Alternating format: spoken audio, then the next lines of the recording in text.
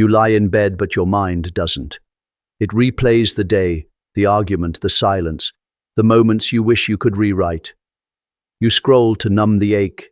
You stare at the ceiling, hoping sleep will come before your thoughts swallow you. But deep down, you know, this isn't rest. This is escape. Most people think they're tired because they work too hard. But I have seen another truth. You're not tired. You're soul-weary. The exhaustion isn't just in your body. It's in the weight of everything you haven't faced. And the night, though silent, becomes the loudest time of all. You weren't taught to listen in the dark. You were taught to run from it, to fill it with noise, to end your day with stimulation instead of stillness. But this is where the soul waits. This is where healing hides, in the dark, in the silence, in the space between what was and what might be. Each night, your conscious mind begins to slow, and what rises in its place is the unconscious, your hidden self. This is not a mystical idea. It is the foundation of my work. The psyche does not rest just because you do.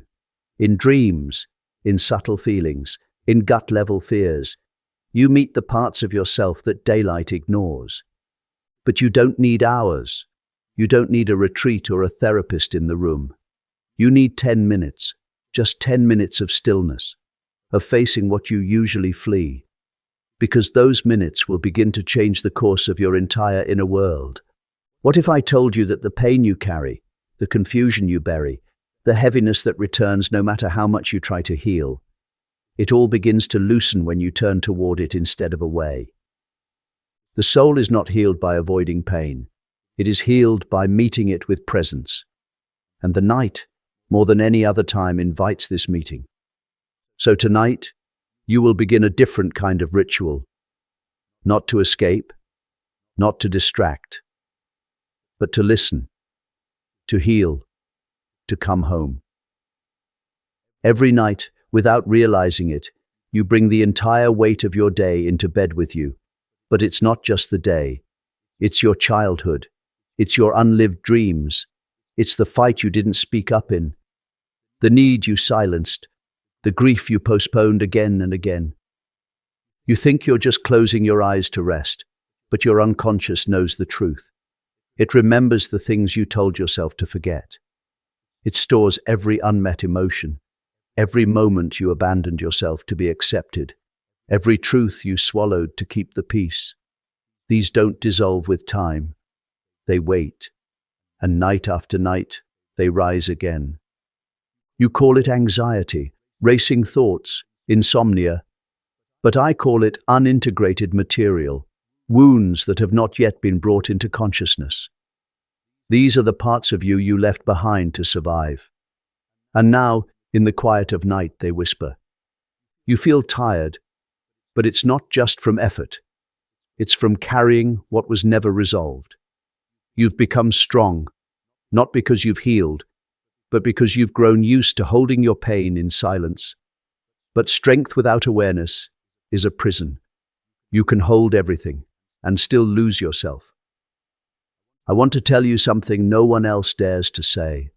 The parts of you that ache the most are not your enemies. They are not signs of weakness.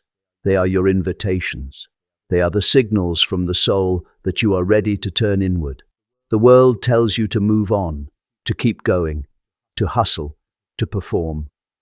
But the psyche has no interest in performance. It wants truth. And the truth is, most people are pretending to live while quietly suffering inside. They achieve, they succeed, they smile, and they fall apart every night in secret. You do not need to carry it all alone. But you must be the one to begin the release. No one can do that for you. The unconscious will not be healed by willpower or suppression. It will only begin to shift when you meet it with your full presence. This is why I ask for 10 minutes, not as a demand, but as a gift. 10 minutes to sit with what you've ignored, to speak to the younger self inside you, to place your hand on your chest and simply say, I'm here, I'm listening. You don't need to fix it all. You don't need to understand everything at once. You just need to stop running. Because healing doesn't begin with answers. It begins with attention. This nightly practice will not look dramatic. No one will applaud you for it. But I promise, it will begin to change everything. Slowly, quietly, you will begin to feel lighter. Not because life is easier, but because you are no longer carrying it all alone in silence. This is not just sleep hygiene. This is soul hygiene.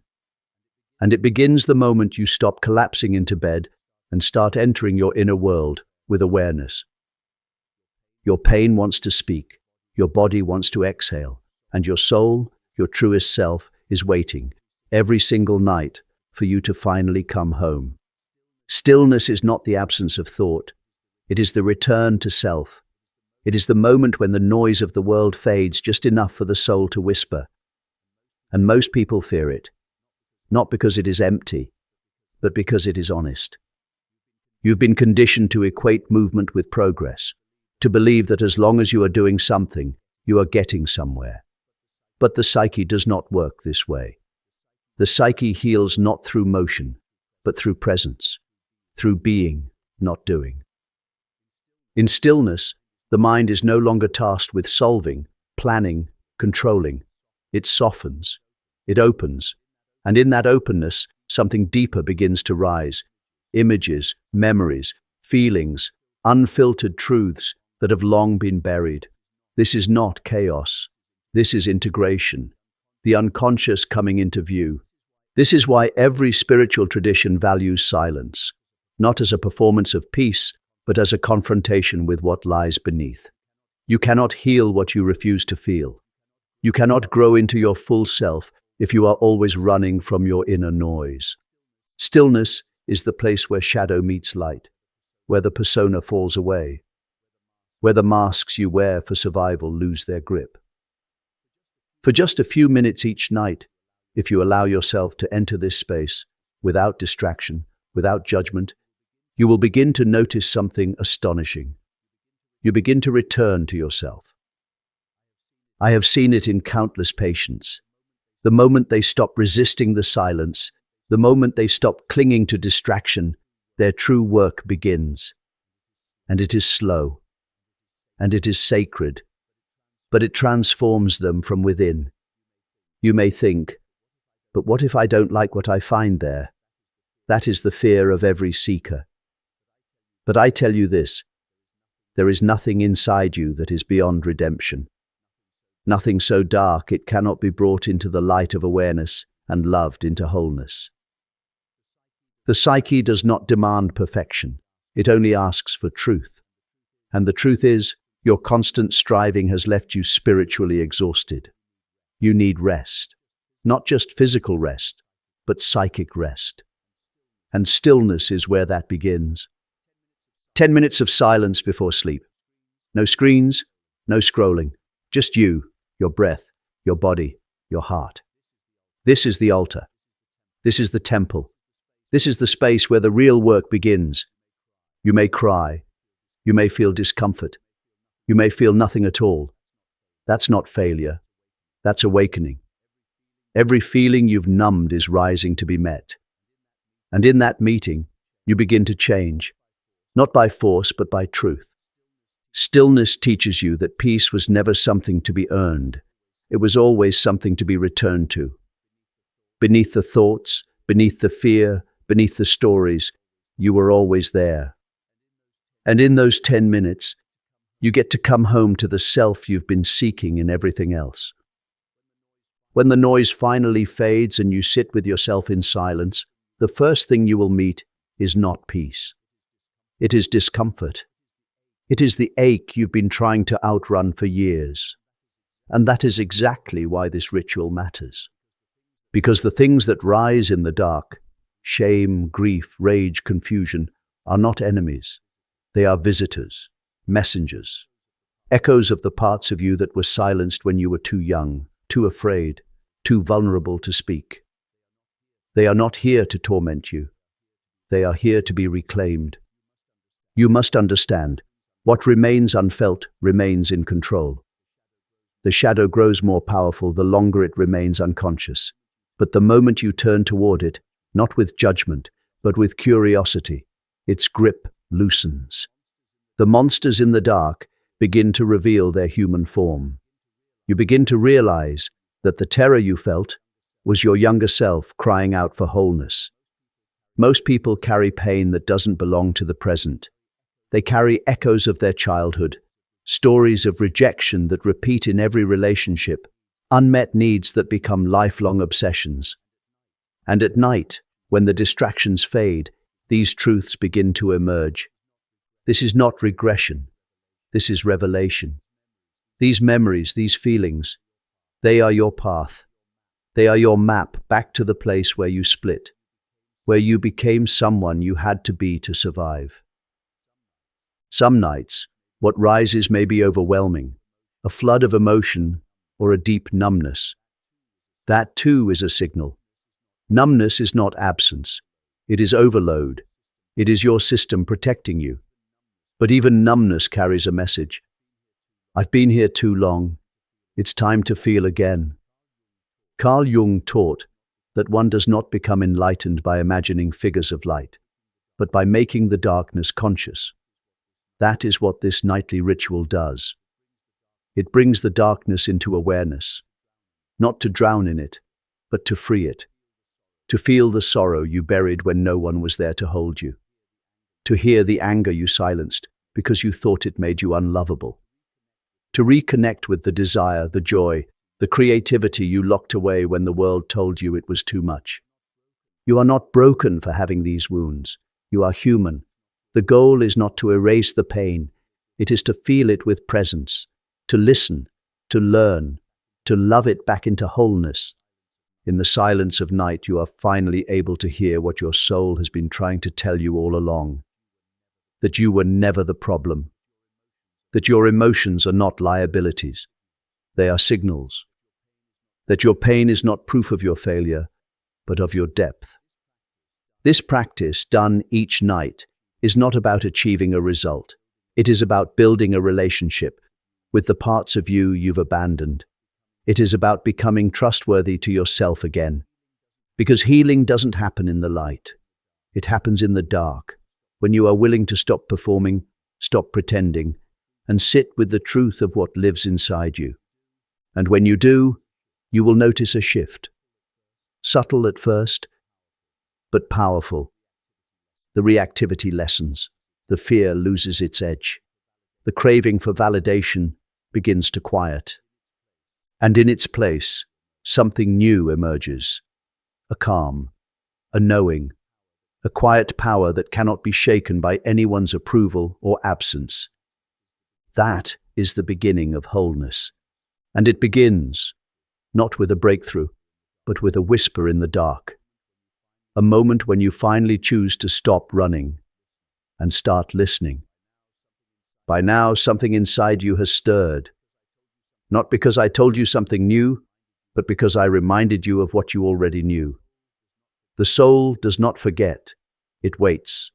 It waits for the moment you finally stop distracting yourself, stop performing for the world, and return. The final stage of this nightly ritual is not about fixing anything. It is about remembering. It is the sacred act of closing the day with intention and offering yourself what no one else ever truly could. Radical, unconditional presence. This is where integration begins. The fragments you once disowned begin to return. The version of you who was silenced, the one who cried alone, the one who was too afraid to speak, each of them becomes seen. And when you see them, truly see them, something miraculous happens. You stop feeling alone, not because someone else showed up, but because you did.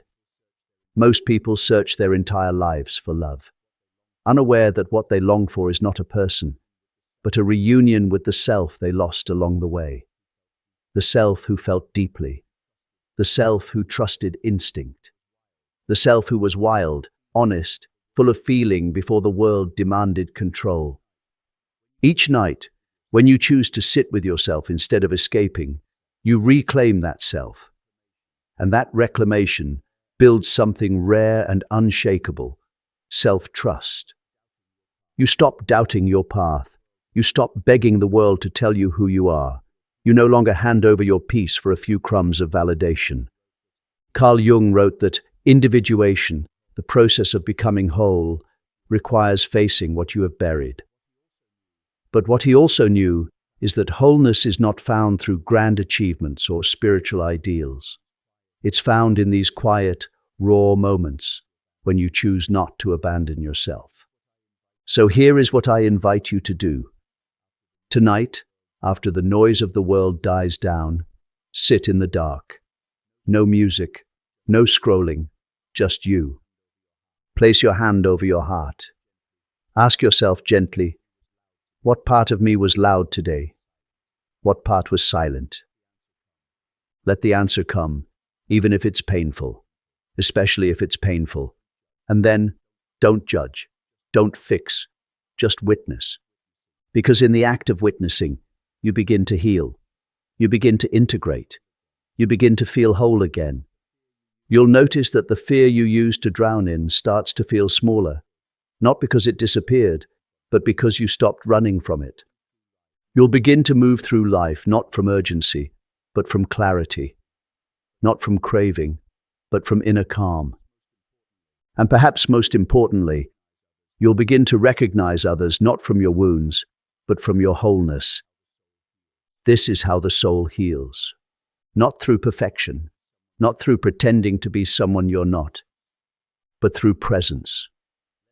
So tonight, let this be your ritual. 10 minutes of quiet, 10 minutes of courage, 10 minutes to say to yourself, I am here. I will not leave you again. And if this message touched something deep in you, don't let it pass like a fleeting thought. Anchor it. Leave a sign in the comments, not just for me, but for everyone else walking this path. Let them know they are not alone. Let them see that you heard something here you'd been needing for a long time. And if you want to keep returning to this kind of work, to this kind of remembering, subscribe.